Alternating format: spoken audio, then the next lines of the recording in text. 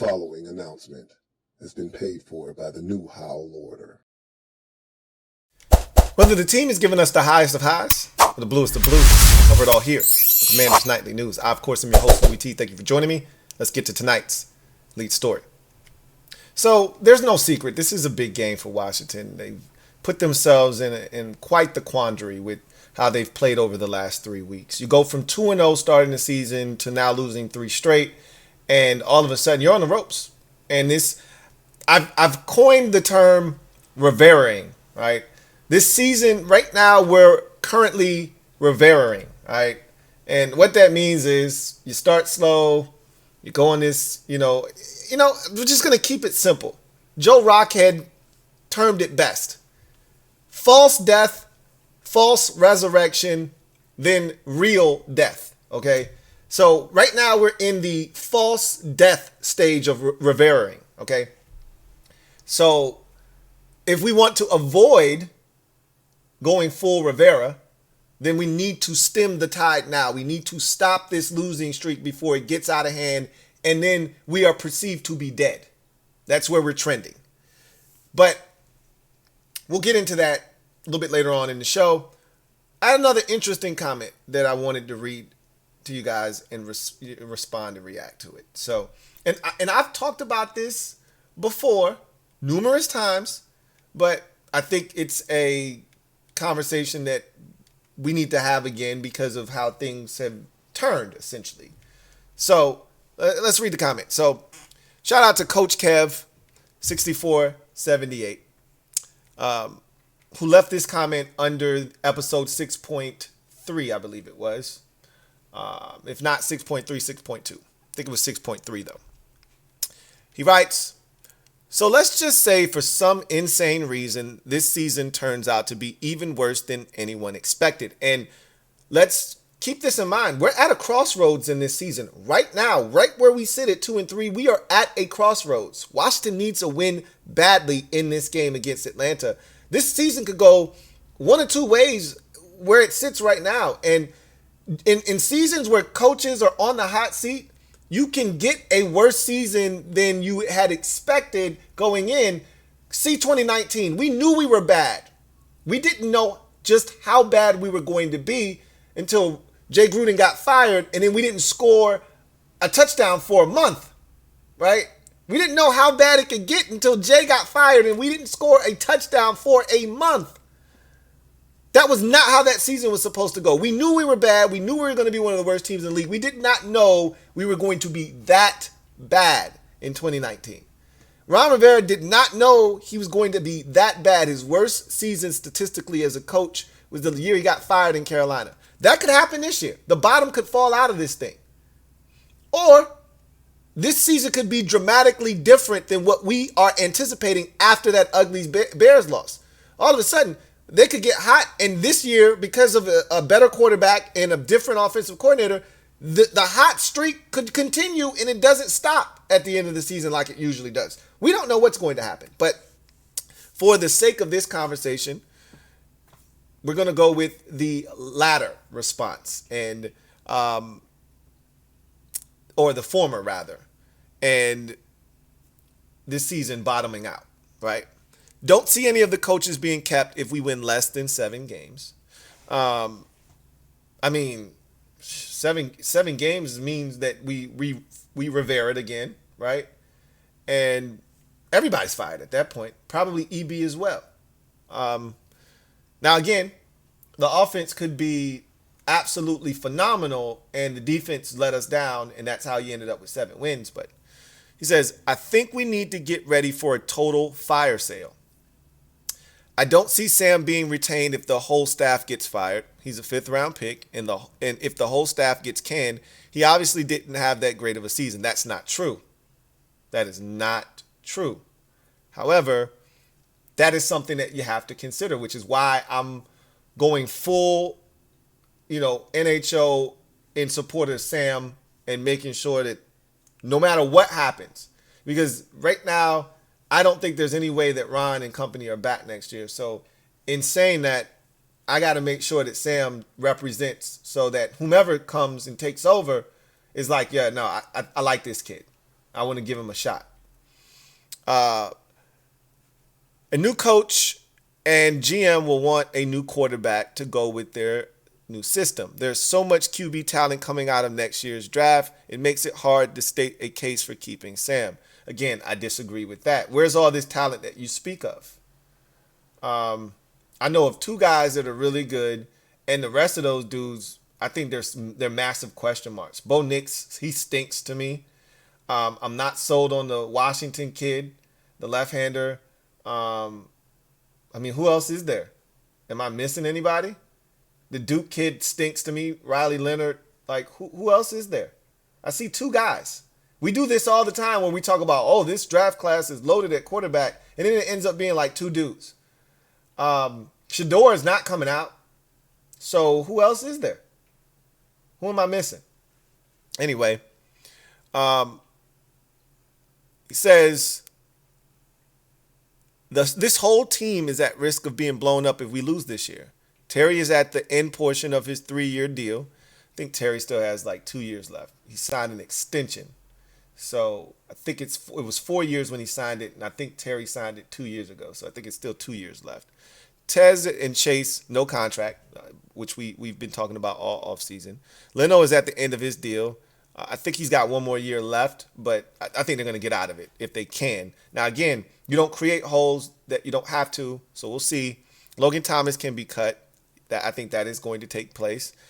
AG is at the end of his deal, correct. He's at the end of his rookie contract. Sadiq is at the end of his. Yep, same draft class. Fuller can be cut. Fuller's at the end of his deal, actually, so he doesn't need to be cut. He signed a 4-year deal the first year Rivera got here. This is year 4 of Ron's contract, so this is the end of Fuller's contract. Curl doesn't have a deal. We've talked about that all season. We could literally clear a mountain of cap space and completely overhaul the entire roster. What are the chances we see a fire sale next season? So fire sale would be that you're pawning off pieces. You have a yard sale. You're giving away stuff like what we think the Broncos are about to do. I don't see us having a fire sale, but I've talked about this already. I see major changes coming to this roster potentially. And I said, you guys be careful what you wish for. Now, if you're not attached to the players that are currently here, then there's nothing to worry about. Like, you don't care. You just want new coaches here, and you want them to bring in other guys that are more effective, and that's how you're rolling with things. And that's fine, too, because clearly the guys that are here didn't get it done. Now, why didn't they get it done? I mean, that's the real debate. A lot of us feel like it's poor coaching, and you could get more out of the talent that's currently here.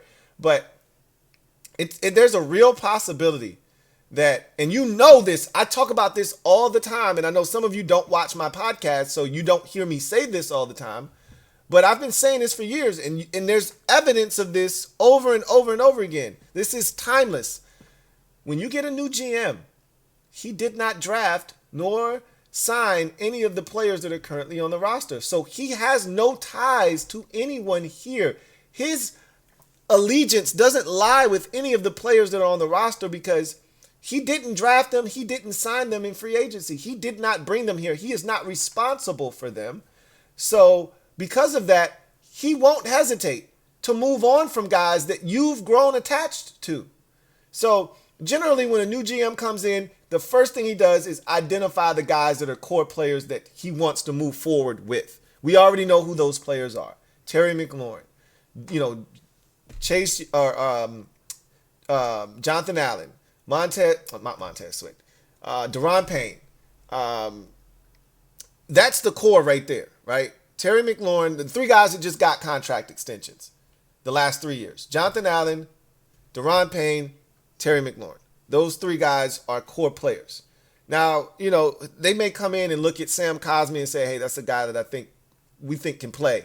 And, let's see what he does in his last year of his deal, and then we'll extend him if he plays well. Jahan Dotson is another guy we really think is talented. Loved him in the draft coming out a couple of years ago. That's another guy that I think belongs here. But a guy like Diami, peace, right? Like, that's the kind of stuff that Curtis, we good, right? Like, this is the last year of Curtis's deal.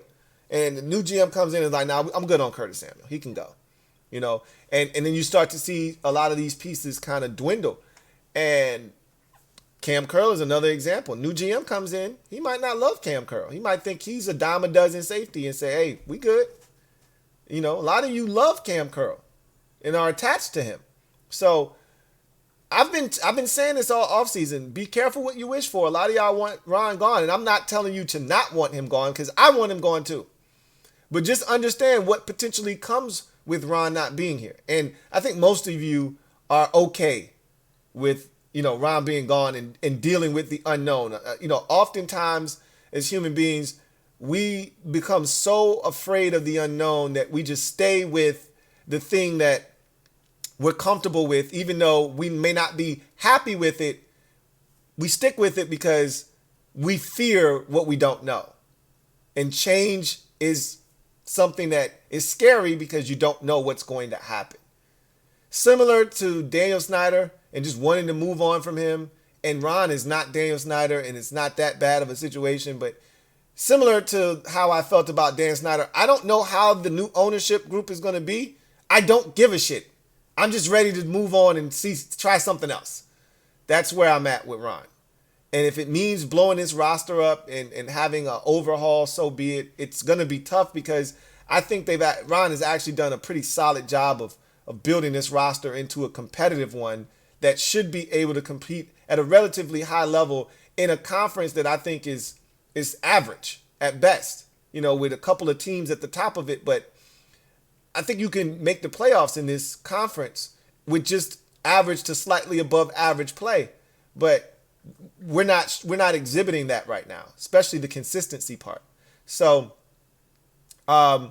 just understand that there could be infinite changes coming. You know, you see it all the time when a new GM takes over. What happened? So just think about it in this context, right? I don't need you thinking about what other teams did. Let's just think about it in this context. What did Ron do as soon as he got here? What was the first thing Ron did? There was already a pseudo GM here when he got here, right? And Kyle Smith. But what was the first thing that Ron did? Overhauled the roster. Remember that free agency class in 2020? We signed about 12 to 15 dudes. And that ended up being like the core group of guys that helped us, you know, start to turn things around. J.D. McKissick, Logan Thomas, you know, Wes Schweitzer, Kendall Fuller. What was the other corner's name? Ronald Darby. Like, remember, we signed, you know, Cornelius Lucas. We signed so many guys. That's 7 dudes that I just named. And I'm pretty sure there were 3 or 4 more guys in that mix. We signed a bunch of guys because they turned the roster over, right? So understand that that's a very realistic possibility if Ron and company isn't back. And right now, Ron and company aren't going to be back. So just wrap your brain around that. Some of you probably like, cool, I don't care. Get his ass out of here. Just know, I don't want to hear anybody. This is the thing. I don't want to hear anybody bitching when new management comes in, right? New general manager hires a new coach, and then some of your favorite players are gone. That I don't want to hear. When Ron came in here and Trent Williams ended up getting dealt, and he moved on from Quentin Dunbar and Morgan Moses, and a lot of you were up in arms. That's what happens when a new regime comes in. Shit changes. Okay? Just so we're on the same page. Anyway, I digress. Let's get to in other news. So Ron spoke today, offered nothing of nutritional value, so we're not even going to waste our time with what was said there. We're just going to get straight to the injury report and move forward. So it's pretty basic. We kind of knew everything that was transpiring. So as of this video, the website hadn't updated it, but we've already established what the injury report is for Sunday's game. So Curtis Hodges will play in the game on Sunday. Christian Holmes has a hamstring injury, so he's out, which he hasn't practiced all week. So this is what we expected. Charles Leno and Curtis Samuel, finger injuries. Both of them practiced fully all week. They're going to play. And F.A. Obata is dealing with the knee, obviously coming off of IR. They haven't activated him yet. The window is open. He's going to play. He's questionable, but he's going to play in this game. So that's the list for the Commanders. Really, Christian Holmes is probably the only guy that's not going to be available on Sunday. Conversely, for the Atlanta Falcons, everybody, I told you guys I thought that this was going to be a clean slate for them. Caleb McGarry, their offensive lineman, was the only guy that was kind of looking a little shaky, and I told you I thought he was going to be fine. Everybody practiced fully. Calais Campbell was never really on the injury list. He was had a non-injury related situation. They gave him rest, pretty much veteran day on Wednesday, and he's fine, good to go. So they're going to have their entire team ready to go, and for the most part, we will too. Obviously, we had some issues with the safeties and putting them on IR, but we're going to see some young guys get an opportunity. You know, I expect to see number 20 out there this week, and we'll see how he performs. But a lot of you have been, clamoring for Quan Martin to get on the field and potentially have an impact. You're going to see it this week and probably moving forward for the foreseeable future. We'll see how he handles the opportunities that will come his way. He didn't, play particularly well in the preseason. People jumped on his case. We'll see what happens now that he's going to get an opportunity along with Percival Butler. Let's go ahead and move on to the game plan for week number 6 versus the Atlanta Falcons. So this is, as I mentioned, a big game. Washington's 2-3, Falcons are 3-2. Washington's supposed to be the more desperate team in this game. They're riding a 3-game losing streak. They need this game for all intents and purposes. Who are we kidding? We need to win this game. You lose this game, you lose your 4th straight, and shit could go sideways on Rivera real quick. Or as a wise man once said, shit could get real shitty fast. And it's trending in that direction. You need a win here. Pseudo bye. Guys are feeling good. Good week of practice from all, accounts. Now let's see it translate over to the football field.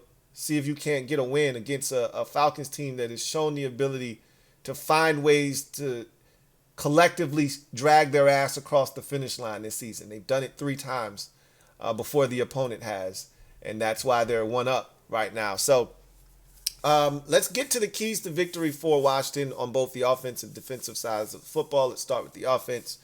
I'm going to make this short and sweet. First one is don't turn it over, okay?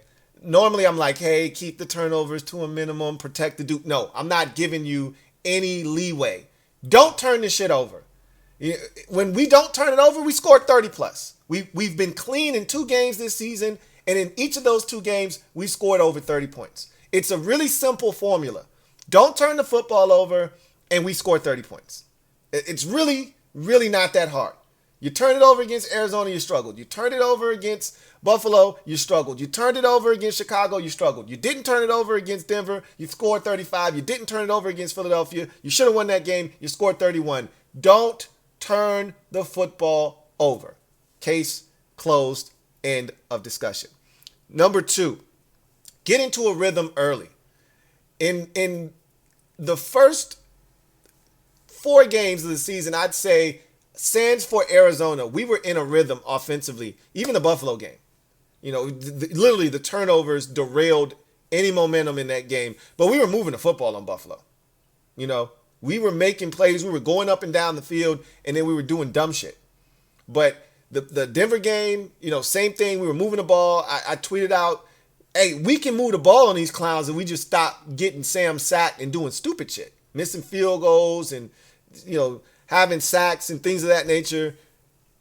We saw what it looked like against Philadelphia when you get it going early. That's what we need to do. We need to establish a rhythm offensively early. Get that first down of the game. Get that first 3rd down conversion under your belt. Settle in. You can't have a quick 3 and out. That's not how you establish rhythm. That's what happened to us against the Bears. You saw how it snowballed. And it led to a very uneven and disjointed first half. We need to avoid that. If you're going to beat a team like Atlanta, excuse me, you have to get into some sort of offensive rhythm early and control the tempo and pace of the game. If you don't, it could be a long day for this defense yet again, and unfortunately for the offense as well. Convert on third downs and in the red zone. We talked about this yesterday when we went behind enemy lines. The Falcons are one of the better third down defenses in football right now. 7th overall, getting off the field on, I think they right now are at a 32.8% clip on third downs, which is excellent. 7th best in the NFL. And we're not good on third downs as an offense. I think we're 27th or something like that in the league. We don't convert third downs very well. That's going to be a big point of emphasis, because if you can't convert third downs, it's going to be tough to sustain offense and score points. So the only way to avoid that is don't get into third downs, which we get into third downs quite a bit because of the way our offense is set up. Now, we've been a pretty solid red zone team this season. That needs to continue, but you got to get to the red zone to actually have it benefit you. So it'd be nice if we actually made 3 or 4 trips to the red zone in this particular game and cash in when we get there. But we got to get to the red zone in order to be effective in it. So convert on third downs and in the red zone. You do the third down thing. It leads to you getting in the red zone, and then you got to be at your best when it counts in the red zone. Lastly, on offense, hit at least 2 big plays. Hit on at least 2 big plays, chunk plays, 2 big chunk plays in this game. And I consider big chunk plays 25 yards or more. So you're talking about a quarter of the field or more, right? We've been doing that a little bit more of late. We missed an opportunity to De'Ami Brown for a touchdown, but we've been getting some chunk plays over the last 3 weeks or so. I'd say we even going back to the Denver game, chunk plays in that game. We had some chunk plays in the Buffalo game that we just didn't capitalize on. Brian Robinson had a big run. We had the deep ball to Curtis in one-on-one coverage down the left sideline. So we need more of that. The more big plays you get, we saw a ton of them in the Bears game in the second half, right? But we just need more of those.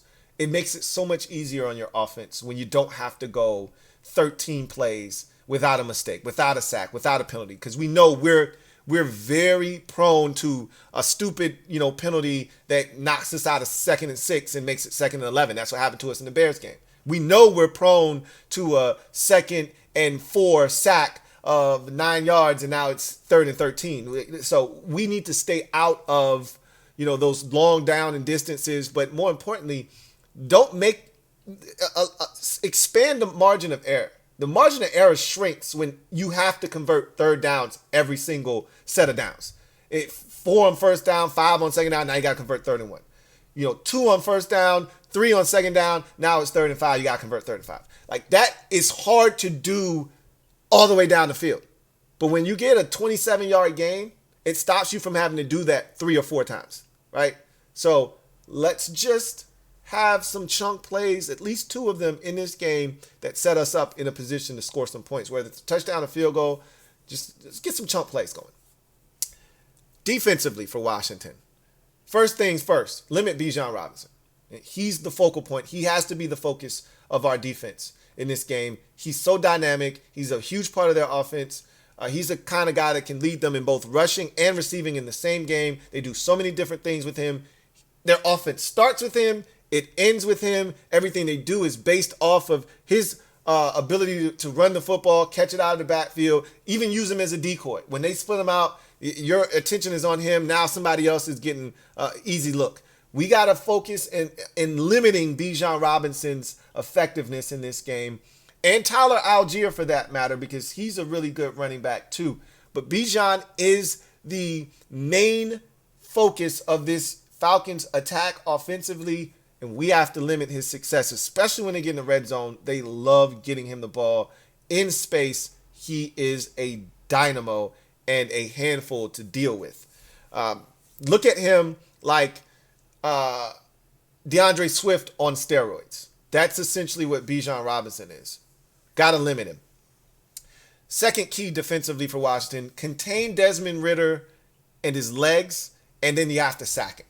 Desmond Ridder is one of the most sacked quarterbacks in the NFL this year. He's been sacked 16 times already this season. So teams are getting after him. He's not escaping. We have trouble corralling mobile quarterbacks. His legs can become a problem because he can use them to extend plays, to pass, or use them to extend plays with his legs to pick up yardage on the ground. Either way, we have to limit his success getting away from us when we do get pressure on him and force him into a mistake or two. He's a guy that will turn it over under duress, but you got to get to him. If he's comfortable back there, if he's getting the ball out of his hands quickly, and he did that last week, and that's what they want him to continue to do, if he's getting it out of his hands quickly, he's dangerous. He spread it around last week, 11 different receivers. He's got guys to get it to that can run after the catch. We have to get to him. If you're not getting to him, get your hands up in the pass lanes, deflect a ball or two, make it tough on him, but do not let him get out of the pocket with his legs, extend plays like we did against Josh Allen. That's how you get scared to rush, and all of a sudden what's supposed to be a strength is neutralized because mentally you're in your head saying, hey, we can't get out of our rush lanes. This guy will take off on us. Contain him in the pocket, and when you get there, get him down on the ground. Get to him and sack him. Everybody else is doing it. We need to do it too. Third key to the game defensively, no mental errors. Rally to the ball and tackle. We can't have a safety back there in coverage supposed to be getting the deep half, and he's biting down on a deep dig, and there's nobody home, like we did against the Bears several times, including the first touchdown of the game. That can't happen. If you get to third down and you got a chance to get off the field, get off the damn field. Okay? So, no mental errors. You're going to have some young guys, Percival Butler out there, Quan Martin. No mental errors. We need clean ball on the defensive side of the football. Rally to the ball. Bijan Robinson is going to make guys miss. Period. End of discussion. You can't be lollygagging on the backside of a play. Oh, they got it. No.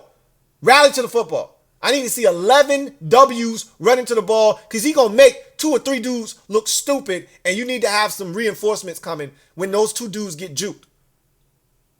Rally to the damn ball. And tackle. I thought last week was our worst tackling performance of the season. It wasn't close.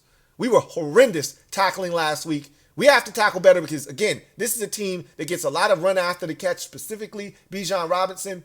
We have to tackle. Lastly, win on third downs and get one takeaway. At least one takeaway in this game. We got to improve on third downs. We used to be a really good third down defense. We've been horrible the last few weeks. We got to get back to playing much better, on third downs. The first 2 games of the season, we were really good on third downs. And, that's what carried us. In week number 4 against Philadelphia, we were really solid on third downs. That kept us in the ball game. We got to be better on third downs, all right? And then we got to get at least one takeaway. At least one takeaway in this game. If we can do that, I think we're going to have a chance to win, all right? So that takes us to my final outcome. I've been giving this team the benefit of the doubt all season long. I've picked us every single game this season, and I'm down 1 because I've done that. I didn't think we were going to beat Denver. I picked us anyway. It benefited me. So that gave me the confidence to pick us the following week against Denver or Buffalo when I didn't think we were going to win. And we didn't win. I was so confident we were going to beat Philadelphia. We should have beat Philadelphia, and we didn't. Then, of course, why wouldn't I pick us against the Chicago Bears? And they embarrassed everyone, including me. And now you got to show me. You have no more equity built up with me. You got to show me now.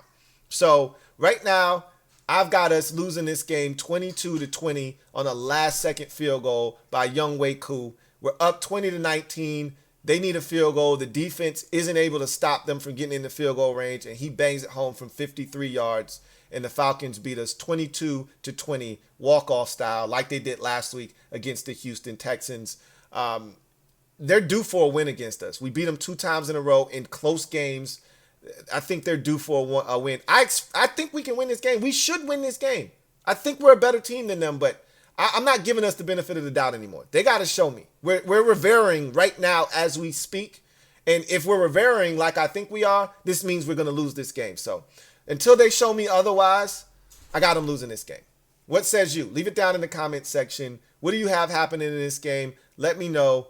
I got Washington dropping this one in a close, tight, contested ball game, 22-20 to the Atlanta Falcons, dropping the Commanders to 2-4 on the season. That's going to do it for me, your man Louie T, here on Commanders Nightly Lose. You know what it is.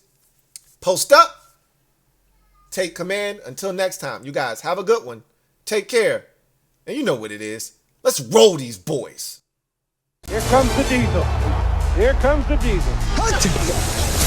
There's the snap. Hand to Riggins. Good hold. He's got the first down to the 40. He's gone. The 35, the 30, the 20.